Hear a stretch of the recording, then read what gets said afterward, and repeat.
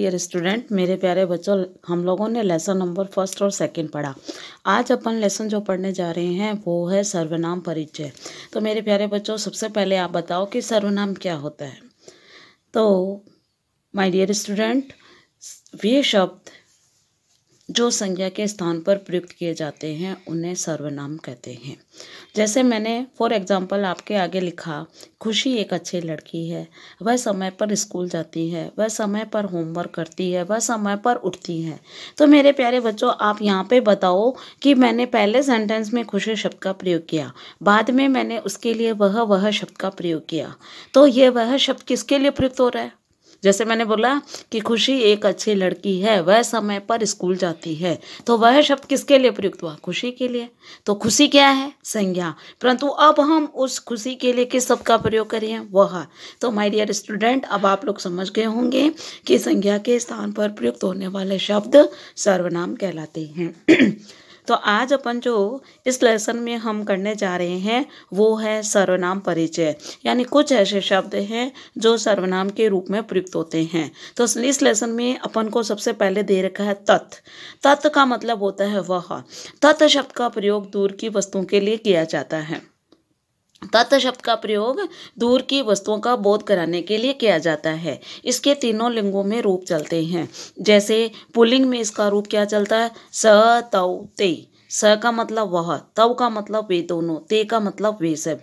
इसी प्रकार स्त्रीलिंग में भी इसका रूप चलता है। स्त्रीलिंग में इसका प्रथमा विभक्ति एक वचन क्या होता है? सा, ते, ताहा। सा का मतलब वह, ते का मतलब वे दोनों, ता का मतलब वे सब। इसी प्रकार नपुंसकलिंग में भी इसका रूप क्या चलता है? तत्, ते, ताने। क्या होता है? तत्, ते, ताने। तत् का मतलब वह, ते का मतलब वे दोनों, ताने का मतलब वे सब। इसी प्रकार दूसरा सर्वनाम पद है एतत्। एतत् का मतलब होता है यह शब्द का प्रयोग पास की या निकट की वस्तुओं का बोध कराने के लिए किया जाता है।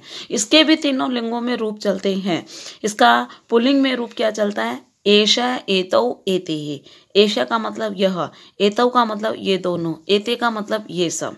इसी प्रकार मेरे प्यारे बच्चों, स्त्रीलिंग में इसका रूप चलता है एषा, एते, एताः।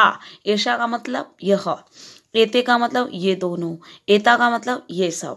और नपुंसकलिंग में इसका रूप कैसे चलता है मेरे प्यारे बच्चों? जल्दी बताओ, जल्दी बताओ। एतत्, एते, एतानि। एतत् का मतलब यह, एते का मतलब ये दोनों, एतानि का मतलब ये सब। तो मेरे प्यारे बच्चों, आप लोगों ने तत् और एतत् शब्दों के बारे में जाना। अब हम लोग जो करने जा रहे हैं वो मेरे प्यारे बच्चों, आप लोगों को पता है कि मध्यम पुरुष में आपके सर्वनाम पद कौन कौन से हैं? त्वम, यूयाम, यूयम। त्वम का मतलब तुम, युवाम का मतलब तुम दोनों, यूयम का मतलब तुम सब। तो मध्यम पुरुष सबसे पहले तो बताओ किसके लिए प्रयुक्त होता है? तो मेरे प्यारे बच्चों, आप लोग देख रहे हो मध्यम पुरुष किसके लिए होता है? श्रोता। सुनने वाला एक है तो उसके लिए क्या करेंगे? त्वम। सुनने वाले दो हैं तो उसके लिए किसका प्रयोग करेंगे? किस शब्द का प्रयोग करेंगे? युवा। सुनने वाले तीन या तीन से ज्यादा हैं तो किस शब्द का प्रयोग करेंगे? किस सर्वनाम पद का प्रयोग करेंगे? यूयम। इसी प्रकार अब अपने पास है उत्तम पुरुष, अहम, आवाम, वयम। अहम का मतलब मैं, आवाम का मतलब हम दोनों, वयम का मतलब होता है हम सब। तो मेरे प्यारे बच्चों, आप लोगों के सामने ये चार्ट दिया गया है। मध्यम पुरुष कौन हुआ? श्रोता। उत्तम पुरुष कौन हुआ? आप खुद बोलने वाले। अगर बोलने वाला खुद एक है, जैसे मैं हूं, तो इसके लिए हम किस शब्द का प्रयोग करेंगे? अहम, जो उत्तम पुरुष एक वचन के अंतर्गत आता है। बोलने वाले हम दो हैं, जैसे हम दोनों ने खाया, हम दोनों ने पढ़ा, तो बोलने वाले दो होते हैं तो उसके लिए हम किस शब्द का प्रयोग करेंगे? आवाम। और ये आपका उत्तम पुरुष क्या है? द्विवचन। इसी प्रकार बोलने वाले बहुत सारे होते हैं, तीन या तीन से अधिक होते हैं, तो उसके लिए हम क्या करते हैं? वयम शब्द का प्रयोग करते हैं, जिसका मीन्स क्या होता है? वयम। तो मेरे प्यारे बच्चों, आप लोगों को मध्यम पुरुष और उत्तम पुरुष के बारे में तो जानकारी हो गई। यानी मध्यम पुरुष कौन होता है? श्रोता। उत्तम पुरुष कौन होता है? बोलने वाला। अब एक वचन, द्विवचन, बहुवचन के बारे में जान गए। सुनने वाला एक है तो तुम, सुनने वाले दो हैं तो युवाम, सुनने वाले दो से ज्यादा हैं तो इसका मतलब क्या आ जाएगा? यूयम। इसी प्रकार बोलने वाला खुद वक्ता होता है, वो क्या होता है? अहम, जब अकेला है। अब जब दो होंगे तो आवाम, दो से ज्यादा होंगे तो वयम। परंतु इन दोनों के बीच में जो अनुपस्थित होता है वह क्या होता है? प्रथम पुरुष। और वो अगर अनुपस्थित एक है तो वो क्या हो जाएगा? स या सा।